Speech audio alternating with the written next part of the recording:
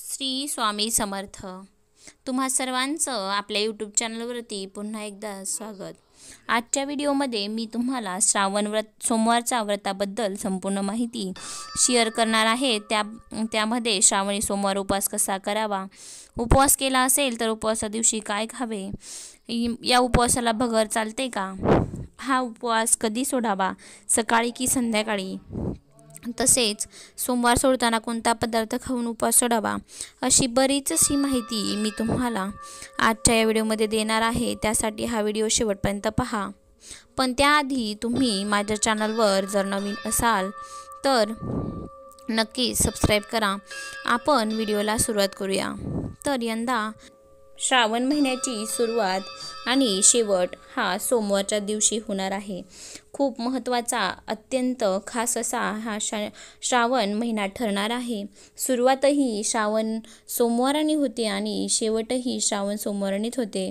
एकूण 5 सोमवार पडत आहे. तिसरा सोमवार खास मानला जाईल कारण या दिवशी नारळी पौर्णिमा देखील आलेली आहे. नारळी पौर्णिमा म्हणजेच रक्षाबंधन.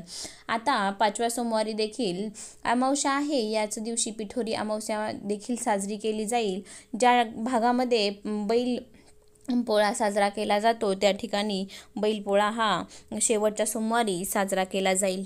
तर आपण पाहूया की या महिन्यामध्ये आपण शंकराला प्रसन्न करण्यासाठी सोमवारच्या दिवशी अनेक महिला, अविवाहित मुली सुद्धा उपवास करतात. जे लोक सोमवारी भगवान शिवशंकरांची धार्मिक पूजा व्रत करतात त्यांना सर्व सुख व समृद्धी असे पर्याप्त जीवन प्राप्त होत असते.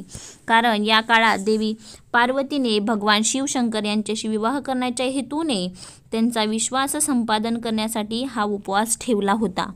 असा विश्वास आहे की जर एखादी अविवाहित तरुणींनी श्रावण सोमवारी उपवास केला तर त्यांना त्यांच्या अपेक्षेप्रमाणे वर मिळतो. म्हणून विवाहित महिलांबरोबरच अविवाहित मुलीसुद्धा हे व्रत नक्की करू शकतात. कारण हा महिना अत्यंत पवित्र महिना आहे आणि या श्रावण महिन्यात जे भक्त शिवशंकरांची अंतःकरणापासून पूजा करतात त्यांच्या सर्व इच्छा मनोकामना पूर्ण होत असतात. असे म्हणले जाते की जे लोक श्रावण सोमवारचं व्रत करणार आहेत तर त्या लोकांनी सकाळी उठावं, लवकर उठून भगवान शिवशंकरांची अगदी मनोभावे पूजा करावी, त्यानंतर बेलपत्र अर्पण करावे.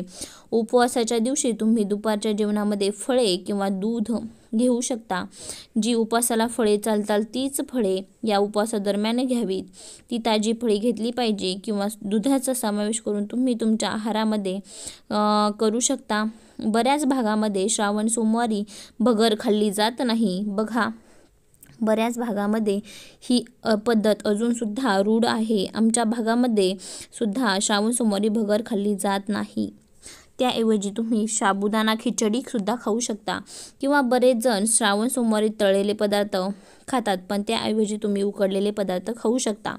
जसे की रताळं, बटाटा असेल असे पदार्थ तुम्ही थोडेफार खाऊ शकता. पण वरीचे तांदूळ म्हणजेच भगर ही आमच्या भागामध्ये खात नाहीत. बऱ्याचशा भागात खाल्ली जात नसेल, परंतु जर तुमच्या भागात खात असतील तर अवश्य खा. ज्यांना पोटभरणीचे खायचं नसेल तर त्या लोकांनी राजगिरा लाडू, खजूर, रताळे, फळे, सुकामेवा असे पदार्थ खाल्ले तरी चालतील. ज्या लोकांनी श्रावणी सोमवार केला असेल त्यांनी प्रदोषकाळी किंवा सायंकाळी हा उपवास सोडला तरी चालतो. म्हणजे सकाळी आणि दुपारी तुम्ही काहीतरी हलका आहार घ्या. सायंकाळी आपण सात्विक जेवण करून उपवास सोडला तरी चालेल. या व्रतादरम्यान बऱ्याच भागामध्ये कांदा लसूण खाल्ला जात नाही. प्रत्येक भागानुसार पद्धत वेगळी असते थोडीफार. आमच्याकडे कांदा लसूण खाल्ला जातो असं काही नाही, पण बऱ्याच भागात खाल्ला जात नाही. जर तुम्ही अशा वेळी कांदा लसूण न घातलेल्या पदार्थांनी उपवास सोडू शकता. आता बऱ्याच भागामध्ये कांदा लसूण खाल्ला जात नाही, तो त्याचा प्रश्न आहे. पण मांसाहार आणि मद्यपान हे पूर्णपणे टाळले पाहिजे. कांदा लसूण पूर्ण महिनाभर न पाळता फक्त श्रावण सोमवारी तुम्ही सायंकाळी उपवास सोडताना कांदा लसूण विरहित थाळीत जेवण केलं पाहिजे. पण मात्र सोमवार सोडताना तुमच्या आहारामध्ये सात्विक जेवणाचाच समावेश असला पाहिजे. आमच्याकडे श्रावण सोमवार सोडताना महत्त्वाचा पदार्थ खाल्ला जातो तो म्हणजे मुळा. बऱ्याच भागामध्ये श्रावण सोमवार सोडताना त्यांच्या ताटामध्ये मुळा हा पदार्थ असतोच. आमच्या इकडे श्रावण सोमवार सोडताना सर्वात महत्त्वाचे पदार्थ असतात ते म्हणजे वरण भात, मुळा, शेपूची भाजी आणि चपाती. त्याचबरोबर एखादी तिखट भाजीसुद्धा असू शकते. म्हणजे अशा प्रकारे आहार तुम्ही घ्यायला हवा.